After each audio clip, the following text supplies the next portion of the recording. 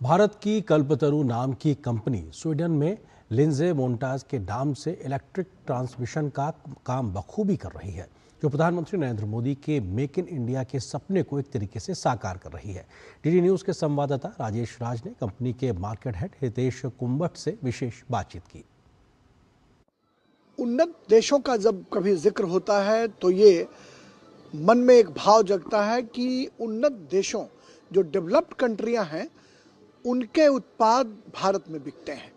लेकिन कल्पतरू एक ऐसी कंपनी है जो भारत में इलेक्ट्रिक ट्रांसमिशन का व्यवसाय करती है और स्वीडन में लिंजे मोन्टाज के नाम से व्यवसाय करती है। यानी जो उनकी मदर कंपनी है वो कल्पतरू है और वो भारत की कंपनी है। हितेश कुंबट वो अभी हमारे साथ स्वीडन में मौजूद हैं। प्रधानमंत्री जी स्वीडन समेत 5 देशों की यात्रा पर हैं, तो क्या लगता है कि इन यात्रा के बाद हिंदुस्तान का जो उद्योग है वो कितना आगे बढ़ सकेगा?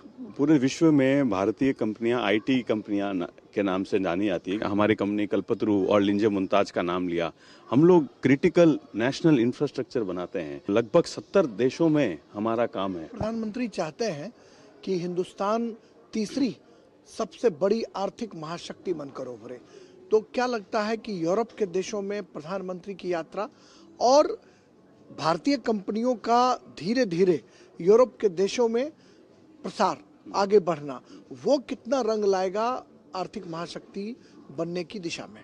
यूरोपियन देशों में इंजीनियर्स की बहुत कमी है, इंफ्रास्ट्रक्चर बनाने वाले लोगों की बहुत कमी है और हिंदुस्तान में बहुत अच्छे इंजीनियर्स पाए जाते हैं। तो हिंदुस्तान से इंजीनियरिंग टैलेंट यहाँ पर आके काम कर सकता है। तो मैं यही कहूँगा कि सिर्फ आईटी नहीं, इंफ्रास्ट्रक्चर के क्षेत्र में भी हिंदुस्तानी कंपनियां बहुत बड़ा रोल प्ले कर सकती हैं। इनका साफ तौर पर कहना है कि सिर्फ आईटी के क्षेत्र में ही नहीं, बल्कि जो हिंदुस्तान के नौजवान हैं वो इंफ्रास्ट्रक्चर के क्षेत्र में अपनी भूमिका निभा रहे हैं।